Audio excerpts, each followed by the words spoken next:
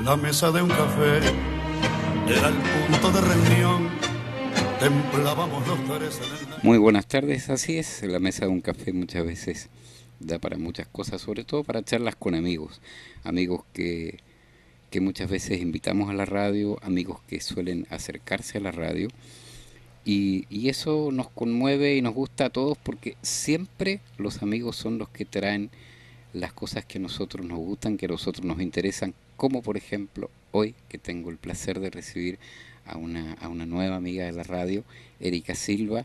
De hecho, acabo de enterarme que es hija de un amigo de hace muchos años, así que con doble placer todavía. ¿Cómo estás, Erika? Buenas. Muchas gracias por la invitación.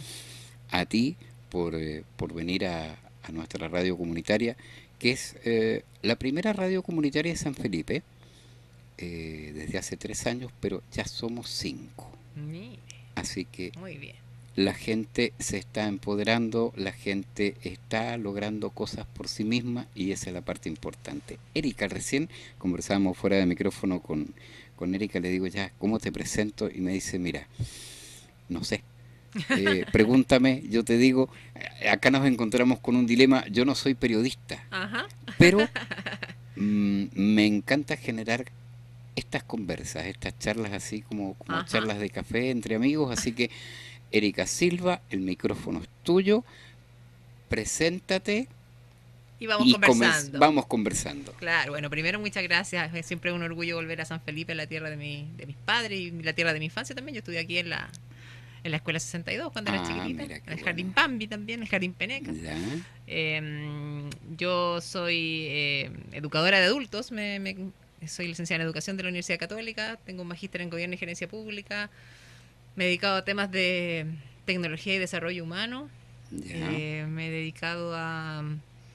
Soy artista visual, soy productora fotográfica, eh, hago fomento lector en las cárceles también ahora. ya, Soy bordadora de un colectivo que se llama Memorarte y lo que me trae al valle, pues, los viernes yo me vengo a hacer clases a Putaendo y a Petorca, hago clases con hombres privados de libertad.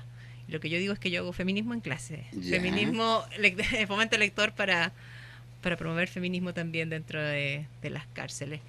Así que no sé qué de todo lo que hago. Ahí, También soy productora fotográfica, ese es mi trabajo, ya, principalmente mi emprendimiento. Trabajo con mi compañero Carlos Candia, hacemos un proyecto que se llama La Belleza Diversa y trabajamos con el registro de cuerpos de mujeres para como expandir lo que entendemos por bello. ujú, Trabajamos inicialmente con mujeres con discapacidad física, de hecho expusimos acá en el Buen Pastor, estuvimos correcto. exponiendo. Ahora estamos trabajando con mujeres con cáncer.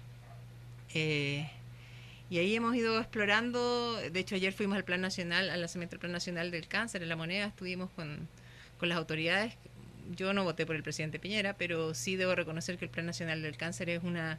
Hace 6 años que se esperaba que diera luz. Ya, En Chile la mitad de los hombres van a tener cáncer, un tercio de las mujeres van a tener cáncer y en general las mujeres también son quienes cuidan a los que tienen cáncer, por lo tanto es un tema que es muy asociado también al tema de las mujeres, que es lo que nos interesa y por eso es que llevamos nuestro trabajo justamente a quienes participaron con nosotros, que fueron nuestras registradas, las ujú, personas que participaron en el proyecto, pero también lo llevamos a las autoridades para que conocieran, porque una de las cosas que duele, o sea, ya el dolor físico es súper importante en el tema del cáncer y el dolor económico también, porque es súper caro.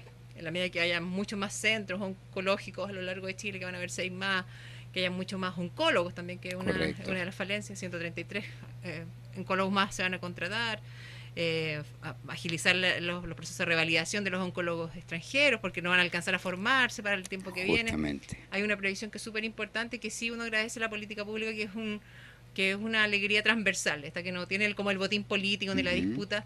Evidentemente crean cosas probablemente por, eh, por ver como algunas enfermedades, por ejemplo la mielofibrosis, que es súper rara, que es uno de los cánceres más raros, pero finalmente igual hay un avance en nuestro país, eso a nosotros nos alegra. Y nosotros con Carlos Candia lo que trabajamos principalmente es un dolor que es un dolor distinto, que es el dolor de cuando tu cuerpo cambia porque está enfermo. Y las tensiones que sufren las mujeres ante esa presión por ser, entre comillas, lo que se espera bella. Entonces lo que nosotros tratamos de hacer es posicionar que estos cuerpos en tránsito hacia una sanación, hacia una recuperación, siguen siendo bellos, porque la belleza finalmente es ser único y la belleza también poder sobreponerse a los desafíos y a los dolores que la vida te pone. Por lo tanto, en eso es lo que nosotros trabajamos, en que esos juicios con respecto al cuerpo y a las decisiones que se toman con respecto al cuerpo y a los cuerpos de las mujeres en general, sea un juicio que sea mucho más humano, por así decirlo. Correcto. Ujú. De hecho, hace muy poquito tuvimos la suerte de hacer un programa con la gente de Guatita Delantal Ajá. y realmente tengo que aceptar que ahí aprendí muchísimo sobre esa aceptación, Ujú. esa permisión que se tiene que dar a las ciertas mujeres, porque generalmente se da más en mujeres que en hombres. Y yo me supongo que en lo tuyo debe ser tremendo.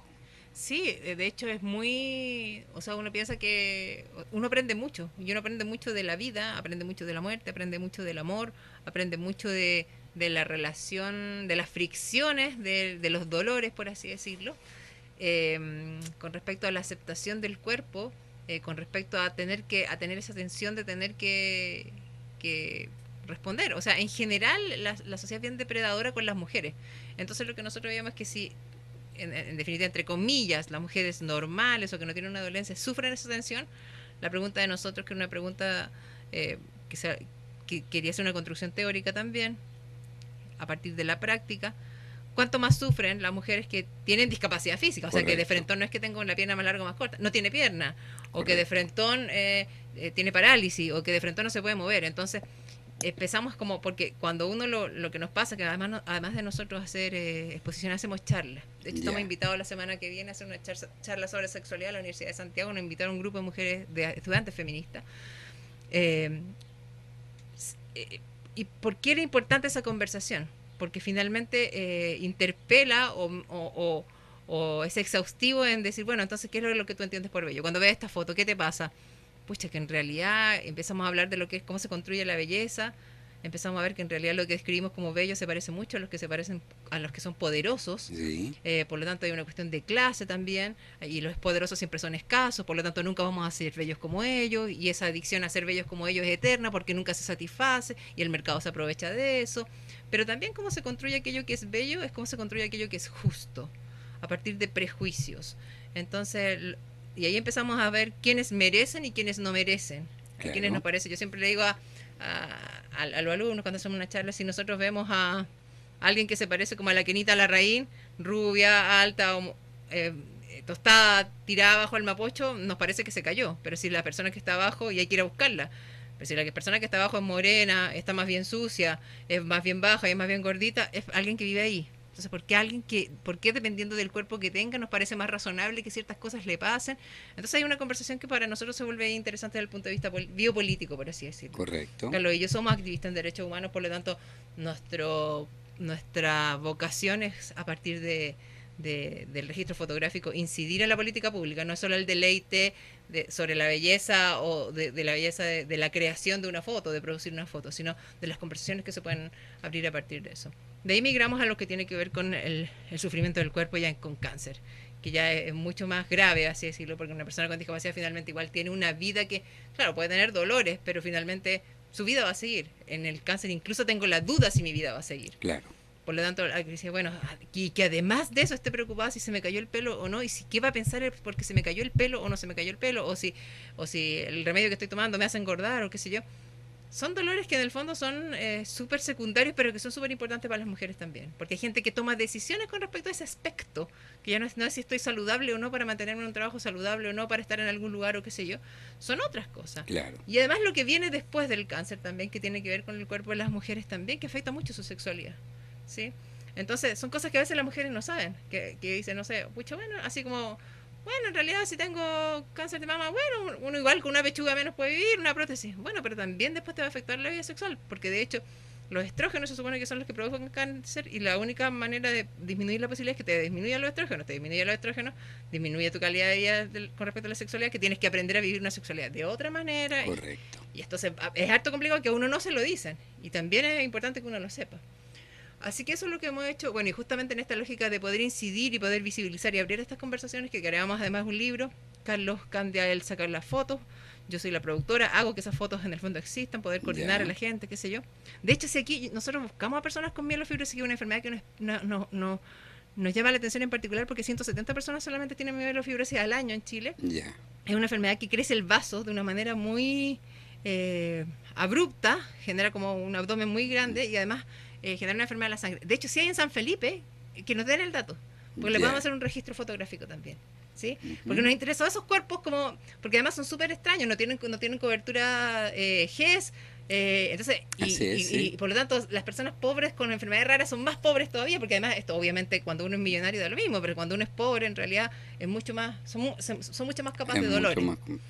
Entonces Carlos hace los registros, pero además yo hago relatos. Entonces eso es lo que nosotros hicimos, un libro, un pequeño librito, se lo entregamos ayer al presidente Piñera. Estuvimos en el Plan Nacional del Lanzamiento, a los senadores también que estuvieron implicados en el Plan Nacional del Cáncer, al senador Agoy, al senador Girardi, algunos diputados, también estuvo Erika Luera, qué sé yo, Pancho Saavedra, que también es un comunicador que ha sido líder con respecto a los temas de cáncer, el mismo que también es muy crítico con el presidente Piñera en otras cosas.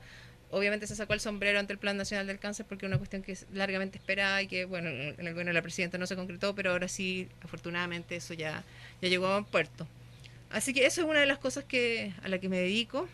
A partir de esta misma lógica y tal vez, no sé, pues mi opción en el último tiempo ha sido justamente buscar los caminos laborales que me hagan completa y totalmente plena y feliz. Y uno de mis sueños siempre fue trabajar. Yo había trabajado ya en cárcel con mujer, que era una cosa que yo quería. Pero me gusta, tenía como mi sueño era trabajar en cárceles con hombres. Había trabajado haciendo talleres de bordado de arpillera, como yo soy arpillerista, con chicas. Había trabajado en Quillota y en San Antonio. Y me ofrecieron en Lupa Consultores, que es una consultora en la que trabajo, me ofrecieron en un proyecto trabajar con hombres privados de libertad. Y ahí trabajo en San Antonio los lunes y los viernes me vengo a Putaendo y a Petorca. Y es súper, bueno, yo me he dedicado mucho tiempo a las políticas públicas. Yo trabajé 15 años, he trabajado en el Estado desde fuera o dentro. Dentro trabajé en la Subsecretaría de Telecomunicaciones 5 años. Trabajé en la presidencia también de Chile. Como consultora he trabajado para la Junji, para Senda, para el Ministerio de Cultura, para Senama, para todo, yo creo que para todos los ministerios. Y por lo tanto uno tiene una vocación pública. Y cuando uno ve eso que la sociedad llama los delincuentes finalmente, uno ve que son cabros que de chicos le vulneraron todos los derechos y que fue un Estado bien despiadado, digamos. Un niño no es malo, un niño que le vulnera los derechos, y la historia siempre es la misma.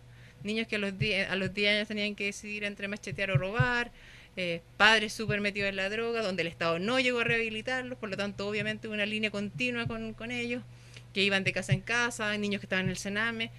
Entonces uno lo mira a los ojos y lo único que ves es todas las fallas del Estado. Cuando uno dice, da lo mismo que en el Sename no metan plata, no da lo mismo, porque si no hubiera dado lo mismo, ellos no estarían acá. Correcto. Ellos habrían estado en la escuela, ellos habrían terminado la escuela, ellos habrían tenido comida, si la OPD hubiera funcionado, a los papás ellos no se habrían ido de su casa porque los papás les pegaban. Ellos no habrían terminado en una caleta en el Mapocho abajo. Ellos no habrían estado de familia en familia. Alguien se habría preocupado de ellos. Entonces cuando uno dice, da lo mismo que no metan recursos, bueno, aquí las tiene. Cuando otros dicen da lo mismo, o cuando otros se llevan la plata para la casa, o cuando otros toman decisiones que solamente le importa como botín político, a meter a los amigos, qué sé yo. Bueno, pasan cosas que le pasa a la gente, con nombre y apellido. Es más, yo le decía a mi alumno, es más, en esta sala hay sillas vacías porque en el Sename murieron 278 niños y probablemente, siguiendo la trayectoria, esos niños deberían estar sentados acá, en la cárcel. Porque esos niños no van a otro lado, ustedes vienen de ahí. Y es como súper duro, porque además son personas que efectivamente han tomado decisiones que están al margen de la ley, pero son personas que uno no puede ser tan patudo, porque si hubiera estado en esa situación es altamente probable que no le haya quedado otra. Entonces los juicios lapidarios con respecto a seres humanos que tienen que ser rehabilitados porque van a salir nadie por narcotráfico, uno no va a estar por siempre en la cárcel, o por haber, como dicen ellos, reventado una caja fuerte tampoco. Por lo tanto van a salir. ¿Qué oportunidad hay? ¿Van a hacer cinturones de cuero? No lo van a hacer. Entonces, como uno tiene la capacidad a través de un plan de fomento al lector, abrir su mundo, y la conversación que yo tengo con ellos me parece siempre que es súper importante, porque ellos finalmente se dan cuenta que la libertad no es solo lo que pierden cuando están adentro, es algo que nunca tuvieron, porque la libertad tiene que ver con la capacidad de poder elegir, y los pobres en nuestro país tienen menos posibilidades de elegir. Entonces yo siempre le digo, mi hija, pero profe, si llegó en los 10 años uno sabe lo que está bueno, está malo, y uno elige y se mete en la cuestión. Mira, a los 10 años mi hija elegía entre el taller de folclore y entre ir al taller de cómic. Los niños normales, eso es lo que eligen. Cuando usted cree que tiene que elegir, o elegir irse a trabajar a la UBA, o elegir irse a trabajar con el permiso de papá a los 13, eso no es vida de niño. Si los derechos del niño no existen porque a uno le caigan bien los niños, Correcto. es porque sabe Sí. que si defiende al niño está defendiendo al hombre y está defendiendo a la mujer cuando sea adulto. Entonces ellos empiezan como a dar cuenta de eso, yo me doy cuenta que para ellos es súper doloroso porque ellos viven en un ambiente en donde se valida la violencia. Entonces cuando uno como que de alguna manera les mueve el piso, se dan cuenta que también, que claro, ellos están ahí porque tienen una víctima, pero ellos también fueron una víctima. Así Y yo es. creo que nadie puede ser tan lapidario de entender de que eso pasó como de puro malos que son, porque están sospechosos que solamente los malos sean pobres. Porque yo le digo, no sé, usted me dice, ¿cómo son? Porque ellos además de leer, tienen que escribir. Ya. Tienen que escribir sobre su vida. Entonces yo le digo, cuando escribieron, ¿de qué se dieron cuenta? ¿Su vida es igual o es diferente? Y ellos siempre piensan que es diferente. Entonces le digo, les tengo malas noticias, pero ustedes son de un subgrupo que se llama niños vulnerados y de un subgrupo que se llama niños pobres, hijos de pobres. Correcto. O alguno aquí tiene un papá que sea arquitecto, o alguno de acá tiene algún papá que sea profesor siquiera. No son, ellos no, esos niños no van a parar a la cárcel, o son muy excepcionales. La mayoría es una historia de pobreza, es una historia de estar metido con la droga hasta el cogote, de que nadie lo sacó, de que le importó nada a la sociedad, que les dio lo mismo, que pasaron al lado de un drogadicto y dio lo mismo, como si después, ese mismo el que después, como por no haber hecho nada, el que después a uno le hace un portonazo, el mismo que después le roba la cadena cuando va caminando, el mismo que le saca la billetera, si uno no hizo nada tampoco. Entonces, es súper bonito ver además cómo ellos responden. Y si ellos tuvieran muchas más oportunidades, ahí yo siempre digo, la gente ve carbón y es puro diamante. O sea, tienen todo, tienen el tiempo, tienen todo para salir adelante. Dos preguntas, Erika. Dígame. Escuchándote, que es realmente un tema más que nuestro, porque como que nos sentimos un poco cómplices de las políticas de Estado Uh-huh. que no han dado resultado y que tampoco trabajamos lo suficiente Uh-huh. para cambiarlas. Si cambiáramos, si tuviéramos la oportunidad de mejorar tanto las políticas de Estado como esto que es parte de la rehabilitación que tú estás haciendo dentro de estos lugares con personas privadas de libertad, ¿consideras que lograríamos rescatar un buen porcentaje? O sea, a mí, yo hago clases súper poco, yo hago 2 horas a la semana. Ya. Y yo doy fe que solo con 2 horas a la semana hay gente que no leía nada, hay gente que termina leyendo un libro, o gente que no va a leer nada, pero termina leyéndole cuentos a su hijo. Yo le digo, mire, tener en la cabeza, o decir así como, ¿y tu papá? ¿Y cuando tú eres chico, qué hacía tu papá? Mi papá estaba preso. Cuando yo era chico, mi papá estaba preso, pero me leía cuentos. Es un papá que es distinto. Hay una gran diferencia. O que mi papá estaba preso, pero cada vez que yo llegaba me decía, hijo, tienes que ir a la biblioteca, porque a lo mejor no tienen plata, pero hijo, yo aquí en la cárcel tengo estos libros, si usted va a la biblioteca. Es un papá diferente, es un papá. Yo siempre le digo a mis alumnos, uno le hace los recuerdos a los hijos, y cada palabra que uno dice va a quedar siempre grabada y ya están acá. Pero de acá puede ser lo más terrible o puede ser una tremenda oportunidad. De hecho, yo tengo alumnos, por ejemplo, en San Antonio, que fueron puntaje nacional de la PSU.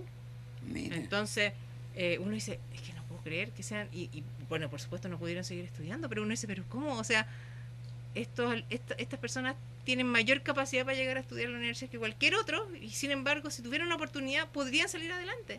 Si a alguien de verdad les importara. Obviamente que sí. Y siguen ahí, entonces uno dice, no... ¿Qué? Cuando salga, yo siempre digo, chiquillo, yo no puedo ser autoflagelante y sentirme dueña de su destino. Yo lo único que le puedo decir es que los libros y la información abre oportunidades y nos hace más libres, porque la libertad es tener más información para poder decidir. Justamente. Si ustedes tenían 3 caminos, con los libros y con este taller van a tener 5. Si ustedes eligen los 3 primeros, está bien, pero porque ya tuvieron 2 más. Y conociendo, si el problema es que no conocen esos 2 más. Y mi esperanza es que conociendo esos 5 se vayan a los 2 nuevos.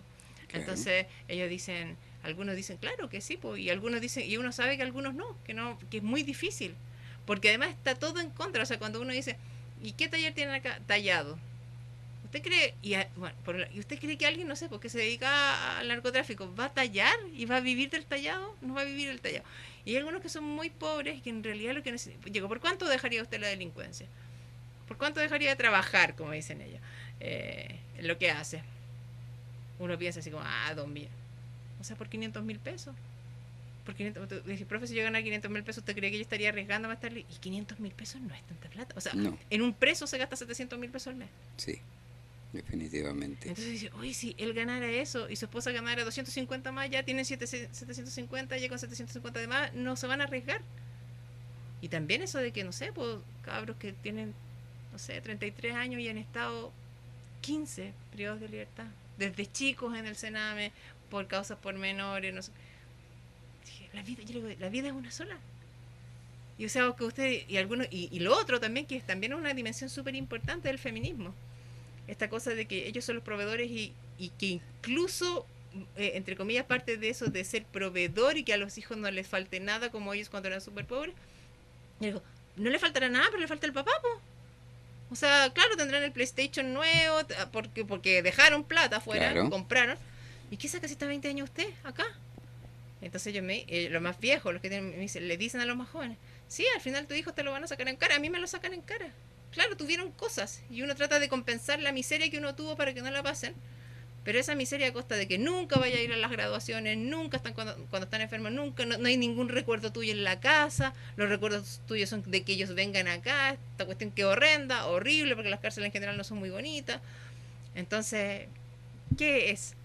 Entonces esa pulsión, pero es que así, incluso así como, y que son otras dimensiones del feminismo, porque la gente siempre piensa como el feminismo, como los hombres son súper malos, bueno, pero también mujeres que presionan a hombres También, sí, para sí. que se metan en el mundo de que me tenéis que dar la cuestioncita cara, de que quiero, Tienes que quiero ese traer. autito, quiero esa casa con esa cerámica, y que no da, y que no tienen la posibilidad, y que se mete, y que no puede salir, y que porque tiene que satisfacer, y ellos mismos dicen, profe, ahora yo me doy cuenta. Ahora yo me doy cuenta que yo, claro, yo lo hice. Y aparte que lo peor, muchas veces lo hacen y después las señoritas lo dejan. Entonces, Correcto. todo por nada. Entonces yo le digo, bueno, sí, es que esas conversaciones son importantes. El tener y el ser es lo mismo. Tener, ¿para qué? ¿Para estar acá? Y va a caer de nuevo. Y me dice que salir. ¿Y cuánto tiempo piensa seguir en la cárcel? ¿Cuánto dura fuera para ¿Cuánto volver? paga eso? ¿Cómo se paga el tiempo? ¿Cómo puede usted comprar tiempo? No lo va a poder comprar nunca, no lo va a poder revertir.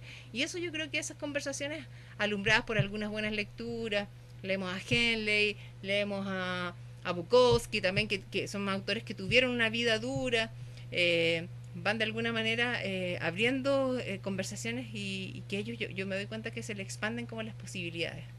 Y eso yo creo que es súper gratificante para uno como profe.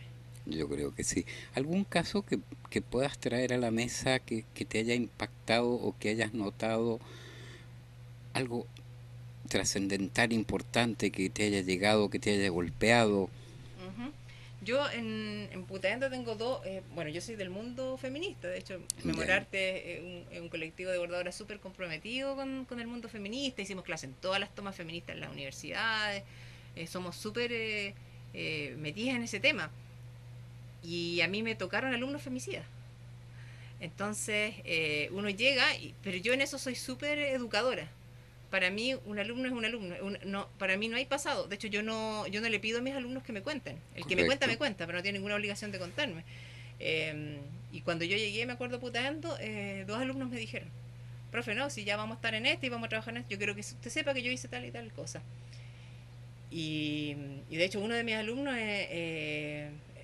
al parecer estaba como metido en temas de droga y drogado, digamos, mató a su pareja, pero hay algo que nunca me olvidé que él me dijo. Bueno, él siempre me dijo, o sea, yo puedo estar aquí 80 o 100 años y da lo mismo, porque yo una vida no la voy a poder pagar nunca. O sea, yo estoy claro que tengo que morirme aquí poco menos. Entonces me dice, pero hay algo, profe, que también es importante que lo sepan.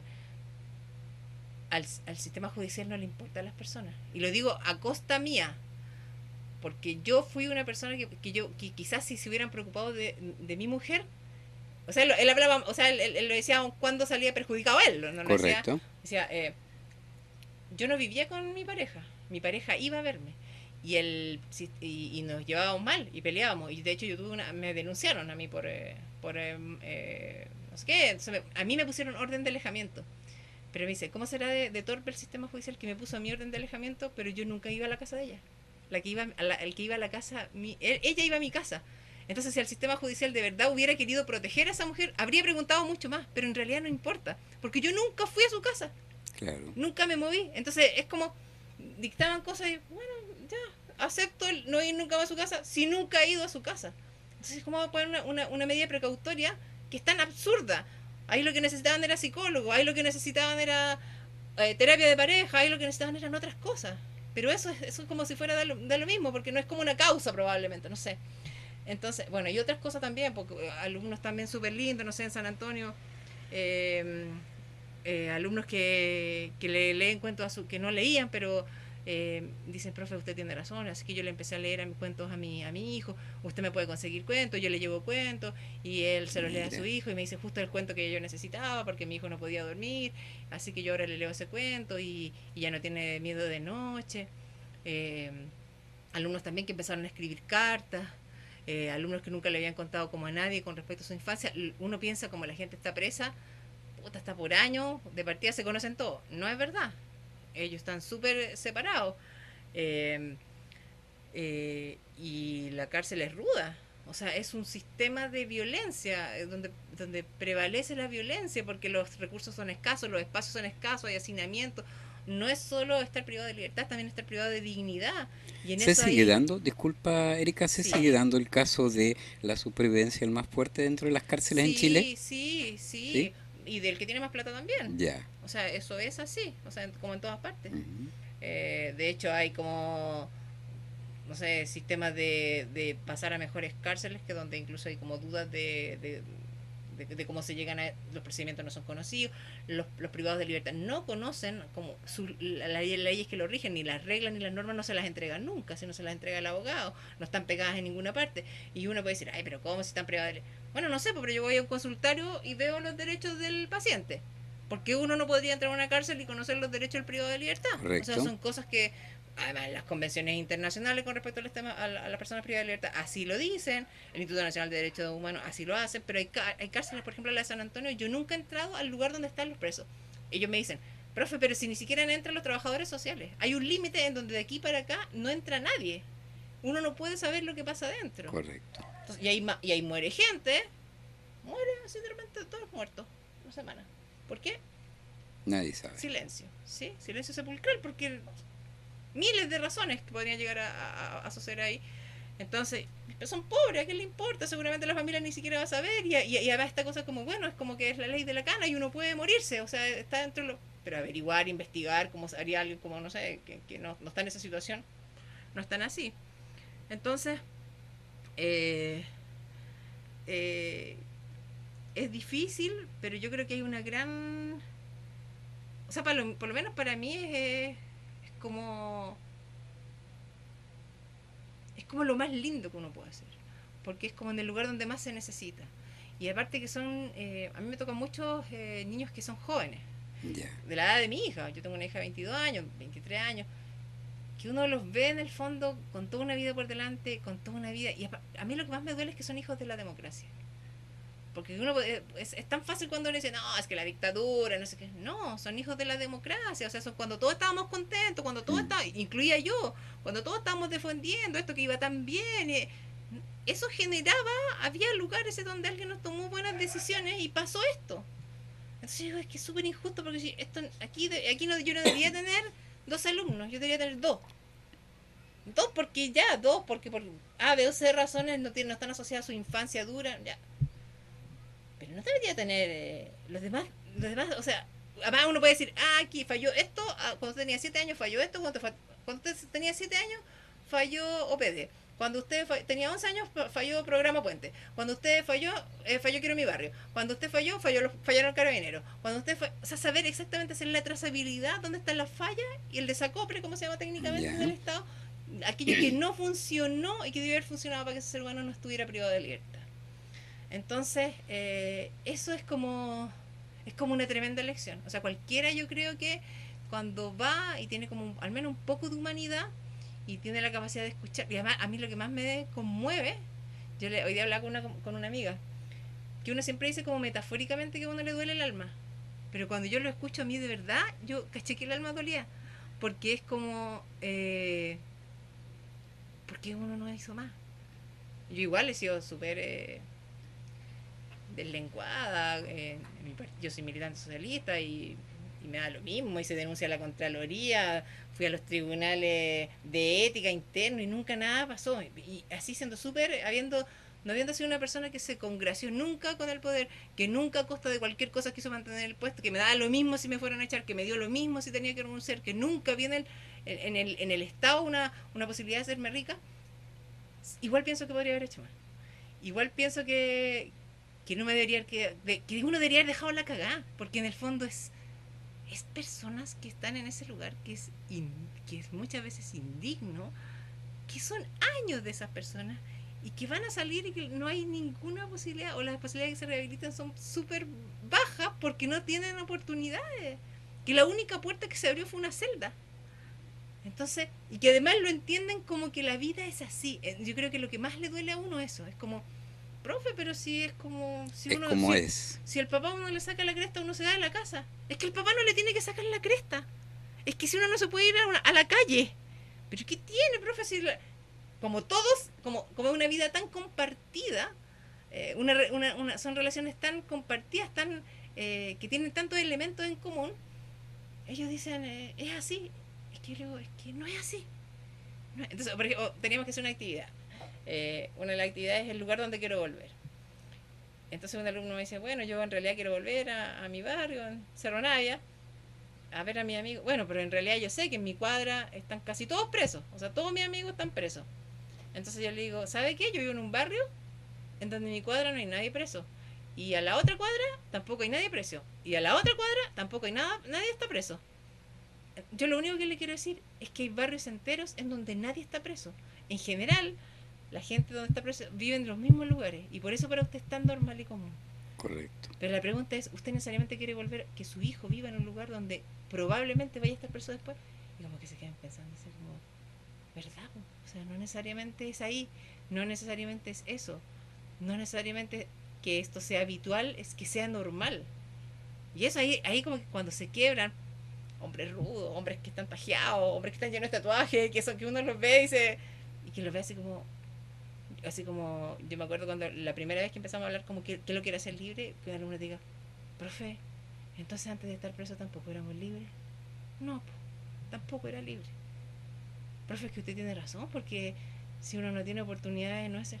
No, si ser libre es tener posibilidades, porque uno tiene que, la libertad es la libertad de elegir, y si uno no tiene nada que elegir no es libre. O sea, de hecho, por eso Amartya Sen, que es uno de los economistas que mide desarrollo humano, el desarrollo humano no se mide solamente por el ingreso per cápita, se mide por las posibilidades de libertad. Y por eso es que, por ejemplo, las mujeres son menos libres que los hombres, porque las mujeres tienen que cuidar a los abuelos, cuidan a los niños, no pueden trabajar, qué sé yo. O las musulmanas que no pueden, que tienen que dar tapas, puta, por mucha plata que tengan, si tienen una vida que es esclavizante, tampoco son libres, porque tiene que ver con la posibilidad de decidir, que es lo que mide el índice de desarrollo humano. Entonces me decían, bueno, entonces la pregunta no es esa, porque ya con el pasado no podemos hacer nada o podemos hacer poco. La pregunta es con lo que viene. ¿Qué hacemos ahora? ¿Qué hacemos para que la pregunta es, cuando salga también no va a ser libre? ¿Va a ser esclavo de la cuenta? ¿Va a ser esclavo de la zapatilla cara? ¿Va a ser esclavo de la cadena de oro? ¿Va a ser esclavo de qué? Entonces hay un margen en donde usted puede decidir. Entonces tenemos una actividad también que es con un libro, Comer, creer y rezar, así se llama el libro, que dice, vamos montados en dos caballos, el caballo del libre albedrío y el caballo del destino. ¿Cuál caballo es el que condiciona nuestra vida? El libre albedrío sí, pero también el del destino. O sea, su historia es un destino que era súper trazable. Si por eso aquí no hay gente que tenga, no sé, estudios universitarios y no están acá, o si, por lo menos a mí no me han tocado, y si existen son súper marginales, porque la población principalmente no termina estudios, claro, con suerte tiene cuarto medio. Entonces, es sintomático. Aquí en Chile se encarcela la pobreza. Ese es el que va a parar porque son un país desigual, porque no le importa, porque no le importó a los compañeros, le dio lo mismo, porque esto era un botín entre la S y el PS, que se peloteaban a los cabros chicos para ganar plata. Si hay que ponerle nombre y apellido a las cosas, si hay responsables. Yo misma yo trabajaba en la USACH y me tocó asesorar al Instituto Nacional de Derechos Humanos. Yo conocí a Branislav Marelich, no somos amigos íntimos, pero me tocó, porque además por conmemorarte, nosotros bordamos las arpilleras que eran el regalo oficial del Instituto Nacional de Derechos Humanos para cuando él viajaba Correcto, al sí, sí. extranjero. Y él era militante socialista. Y así con el dolor del alma me dice, Erika, son los compañeros. O sea, y de ahí para adelante la presidenta no le dirigió la palabra. Cuando se dio cuenta de lo que estaba pasando en el Sename, cuando estaba la Javiera Blanco y no se movía un dedo. Entonces decía así como, ¿y qué se va a hacer? No va a quedar la cagada. Pero yo, ¿qué puedo hacer? O sea, si ya nos metimos, si ya estamos acá adentro, yo no me puedo quedar callado y a costa de que me echen, que dé lo mismo. Yo la cagada y tampoco quedó tan la cagada. Y una de, no sé, por René Zafirio, cuánto tiempo habló de lo que pasaba siendo cristiano, nadie lo escuchó. Entonces Así una es. indolencia. Y dije, claro, ¿por qué? Porque los muertos no son militantes. Porque no eran del PC, o porque no eran socialistas. Por eso no importan menos. Son muertos que no merecen ser llorados. Siendo niños, hijos de la democracia. Entonces son cosas que hacen que uno que aquí no tenga como el resguardo de la conveniencia. A mí no me interesa, yo soy igual que mi papá, si a nosotros comeremos aire nomás, po. Y porque yo además, yo estudié algo para trabajar en el Estado, yo soy magíster en gobierno y gerencia pública, imagínense, yo sabía perfectamente que las puertas se cierran, si esto es un tinglado político finalmente, y se cerrarán nomás, po.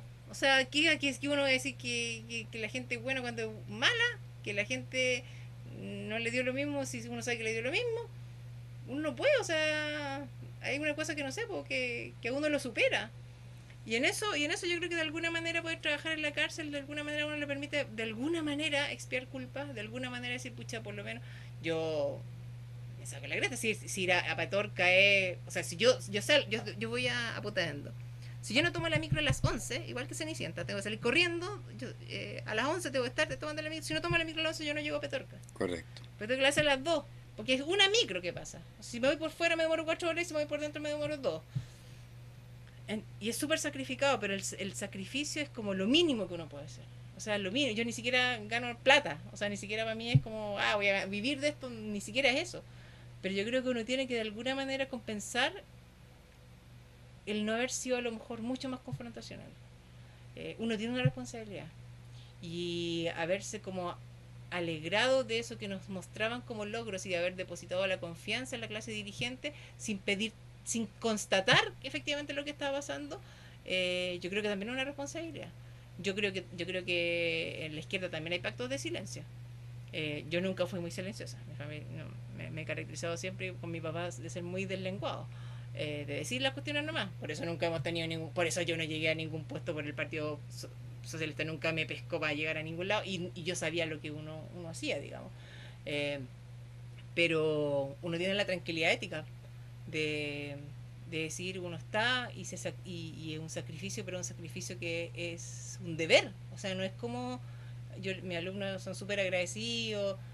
O sea, lo que yo hago es un deber, o sea, es algo que yo debo, es algo que yo debía haber sido peor, así, más perrobomba, así ya, ¿Ya? mucho más aguerrida probablemente, eh, porque no estarían ahí, porque ellos no estarían ahí, o sea, si yo digo, muchos son tan chicos, tienen 22 años, si uno hace 10 años hubiera preguntado más, esa sospecha, ¿no? Que no se preocupe, compañera, si nosotros lo estamos viendo, si nosotros sabemos, y bueno, ya, si ustedes saben, no, ya, si está bien, no le pidamos tantas cuentas, no, si no importa. Si uno hubiera sido mucho más exhaustiva, si uno hubiera sido mucho más quisquillosa, presionar, mucho más de lo que nosotros somos una familia que es así, pero que hubiera sido mucho, mucho más, ellos no estarían ahí, si es la vida de esa gente, en la vida de esas familias, en la vida de todos ellos. Entonces, están ahí y van a estar 10 años presos por culpa tuya. Porque es por culpa de uno. ¿Me entendí? Es por culpa de los que de alguna manera tuvieron alguna... Yo nunca tuve ningún cargo, pero finalmente uno avaló. Uno concedió, uno confió ciegamente. En cierta forma fuimos cómplices. Sí. Ahora, si tú tuvieras la oportunidad, Erika, de expresarle esto, así como lo estás expresando, como lo estás comentando, como nos estás enseñando a través de tus experiencias, tuvieras la posibilidad de llegar a la gente para que tomáramos conciencia, y digo tomáramos porque me incluyo, ¿cómo lo harías? Yo creo que uno debiera formar ciudadanos, debiera haber una manera de formar ciudadanos, o sea, en lo inmediato y en las cárceles, que debiera haber uno. Todos los privados de libertad deberían conocer sus derechos, no los conocen. O sea, primero hay que ir el que más está sufriendo. Los más pobres, dentro de los estudios que hace el Instituto Nacional de Derechos Humanos, los más pobres entre los pobres, porque ya son pobres antes. De hecho, además uno dice, son súper pobres, uy, uno llega aquí, hoy, pero estas caletas, estacionamiento. Yo tuve la suerte de trabajar en el programa Quiero mi barrio, me tocó implementar los 200 telecentros a lo largo de Chile, que yo trabajaba en temas de tecnología y desarrollo humano. Por lo tanto, yo siempre viví en barrio. O sea, muchos chiquillos que uno veía ahí son los mismos que están en la cárcel, lo que sé yo. Por lo tanto, uno entiende que ciertas dinámicas las puede prevenir afuera, pero finalmente, estando dentro, uno dice, pucha, pero están aquí hacinados. Bueno, pero es que en realidad no sé, po. Si tú vives, no sé, en Las Lilas, que es uno de los barrios del que era mi barrio, en el Pedro Aguirre Cerda, las casas eran caballerizas. Vivían caballos, literalmente. Están así que no hay calle entre una casa y la casa que está al frente. Hay el paso para que pase un caballo, o sea que es como una veredita. Ya. Por lo tanto, en invierno apenas entra el sol. Esas casas deben medir 25 metros cuadrados, 30 metros cuadrados. ¿Cuán diferente es estar en una celda? Entonces uno dice, esto es indigno. Bueno, pero es que en realidad también, en la misma conversación, antes también, no era muy distinto. Claro. Claro, cuando uno vive en una casa cómoda, no sé, ya de 80 metros cuadrados, ni que tampoco es que sea la media casa, pero claro, ahí uno dice, chucha, voy a estar súper apretado. Pero en realidad se vivía ahí en 33 metros cuadrados y vivían 6 personas. El metro cuadrado se parece mucho a vivir en una litera en una celda. Claro. Entonces, esto es terrible. Bueno, es terrible para mí, pero para muchos de ellos es como se vivía antes. Entonces, esa trazabilidad de entender, puta, verdaderamente no eran muy libres tampoco antes. Primero, entenderse como sujetos de derecho. Segundo, entenderse como sujetos históricos. Yo le digo, reconocerse que esto no es fortuito y que el Estado reconozca que tiene una deuda. Esta cosa como que casi le hacemos un favor. Aquí hay una deuda. De hecho, si ellos fueran suficientemente empoderados, podrían hacer hasta una denuncia contra el Estado. Porque finalmente están ahí porque el Estado no funcionó. El Estado al que usted y yo pagamos, al que ellos mismos pagaban con cada kilo de pan, con su boleta, los tributos para que los compañeros funcionaran. ¿Sí? En los puestos de poder, o cuando daban concesiones para o cuando fiscalizaban, y se quedan callados porque veían todo eso, lo pagaron ellos, lo pagaron sus padres, por la vía que sea. Por lo tanto, entender que ellos entiendan que son sujetos de derecho. Y obviamente que es lo que se supone que en teoría va a ser el presidente Piñera, ellos tienen una capacidad de trabajo enorme, ellos tienen una capacidad de aprender enorme, o sea, hay gente brillante. No sé, yo tengo un alumno, el Héctor Antilef de San Antonio, un cabro, papá alcohólico, mamá alcohólica, vía la Santo Tomás, y él me dice, profe, yo vi a la Santo Tomás en el pasaje, en la casa más pobre del pasaje más pobre de la Santo Tomás. La Santo Tomás está en La Pintana, creo. Ya. Y es una de las poblaciones más pobres. Cuando él describe eso, esa sola descripción hace que él sea uno de los niños más pobres de Chile. Porque vive en la comuna más pobre, en la población más pobre, en el pasaje más pobre y en la casa más pobre. Él me decía, yo salía, me colaban todos los cumpleaños, yo tenía que comer, entonces me colaba y llegaba a donde mi abuelita y le llevaba torta. Y le llevaba o soufflé, o lo que fuera, y nunca llevé regalo, y entraba porque tenía que comer, porque me metía en los cumpleaños. Tenía 5 años, tenía 6 años, tenía 7 años. Después, una vida tristísima, se tuvo que ir al sur, qué sé yo, vivió en la caleta Chuck Norris, en Mapocho. Robaba ropa porque no tenía ropa. O sea, saltaba y robaba ropa a los 12 años porque no tenía ropa. O sea, de ese nivel de miseria infantil, de no tener que comer y robar para comer y para sacarle una polera para ponerse la polera. De una cosa así, que no alcanzó a terminar sus estudios, no sé qué. Pero no sé, él lee, yo trabajo, yo no soy literata, yo escribo, edito, me ha tocado, yo trabajé a la Católica mucho tiempo editando libros, trabajé en Teleduc en ese tiempo también, me he dedicado a ser diseñadora instruccional también. Él lee un libro y es capaz de un libro de 100 hojas contarlo entero, hoja por hoja, habiéndolo leído una vez, con esa historia.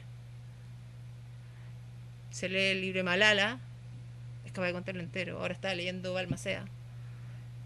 Un niño en Koichi. ¿Tú sabes lo que es Koichi? Que es como en Koa. Mm. Y él lo explica de principio a fin.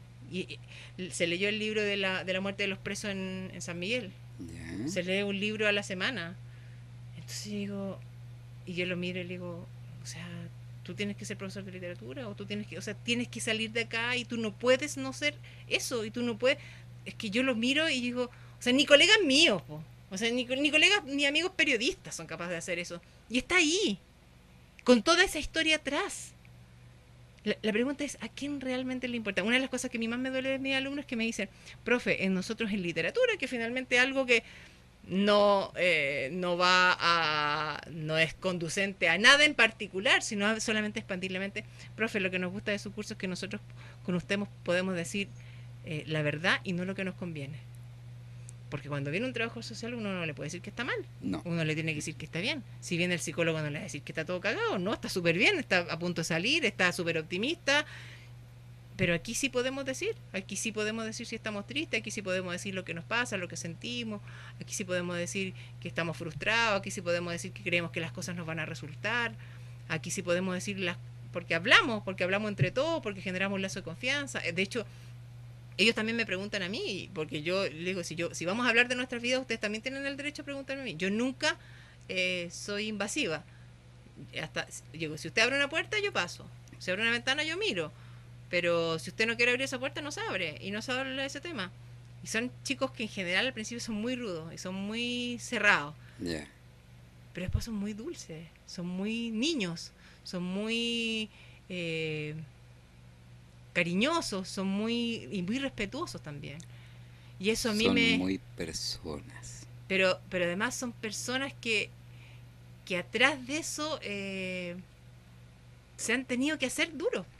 Entonces eso es lo que más, yo siempre digo, es como, a mí me gusta la ternura que se derrama por la ranura de la armadura, porque finalmente eso, es como uno logra llegar a la persona atrás del proceso judicial, atrás de la ficha. Y aparte yo le digo, claro, yo voy a leer libros, entre comillas, aprendemos a leer libros, pero yo los leo a ustedes. Si leer un libro es escuchar a una persona, es lo mismo, solo que está escrito y uno lo puede revisar muchas veces. Correcto. Entonces, que nos escuchemos a nosotros es el mismo efecto que leer un libro. Pero saber expresarlo, saber escribirlo, nos dan habilidades que son distintas. Conocemos diferentes palabras, conocemos cómo se llama lo que sentimos. A veces sentimos cosas, no sabemos ni siquiera que eso se llama ansiedad. No sabemos que eso se llama ternura.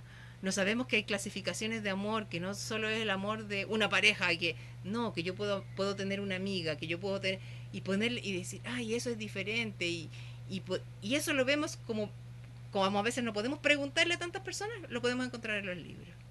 Yo creo que eso, que ellos tengan esos espacios y que haya alguien que realmente les importe. Si es tan simple como eso, que haya gente, mis colegas, yo no trabajo sola, de hecho tuvimos un encuentro, trabajamos con la DIVAM, tengo colegas a lo largo de todo Chile. Todos describen lo mismo, o sea, eso de que te importe tu alumno. No, yo soy de una escuela, soy freiriana, de Paulo Freire. Para los freirianos, educar y amar es lo mismo. O sea, yo no podría no amar a mi alumno y amarlo con toda su historia. O sea, yo no podría hacer una clase si yo no entro con la fe. O sea, yo no podría entrar y decir, ¿cómo entráis ahí? Si te pueden violar, si son violadores. Es que si yo no entro pensando en una sala que las cosas van a ir mejor no voy. O sea, ¿para qué voy? O sea, Te quedas en casa. Me quedo en casa. Erika, realmente hoy a mí me has dejado sin palabras. Yo supongo que mucha gente, tanto como yo, ha aprendido muchísimo a través de tu relato y de tu experiencia. Y te pido que sea la primera y que no sea la última. Aquí estamos para ti, aquí están los micrófonos de Radio Comunitaria. Muchas gracias por la invitación. Gracias a ti por confiar en nosotros. Y también quiero agradecer, despidiéndome de ti, a la gente que nos escucha, porque gracias a ellos estamos. Para ellos estamos. El principio fundamental de tu trabajo y de nuestro trabajo es la gente. Bueno, muchas gracias. Yo los invito a seguir el trabajo que hago con mi colega Carlos Candia en La Belleza Diversa en Facebook. Se pueden meter, buscan en buscar @ La Belleza Diversa, todo junto. Ya, Y pueden llegar ahí, conocer el trabajo que hacemos con las mujeres con cáncer. Nos interesa conocer casos de mujeres con mielofibrosis. Si hay aquí en el Valle de la Concagua, nos cuentan lo para poder vamos a... apoyarlas, para poder hacerle un registro fotográfico también. Eh, y también estamos en Instagram, @La Belleza Diversa, también en Memorarte, como mezcla de memoria y arte, Ujú. Memorarte, Arpilleras Urbanas, también nos pueden seguir en Facebook, en Instagram. Si tienen alguna duda o quieren preguntar o lo que sea, a través de la mensajería, nosotros respondemos bastante rápido.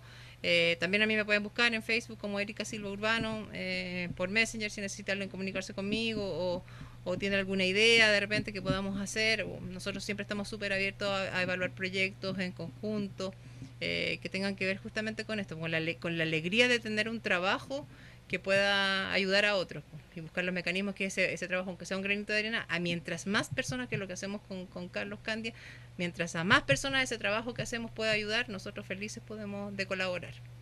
Y nosotros felices de tenerte con nosotros aquí.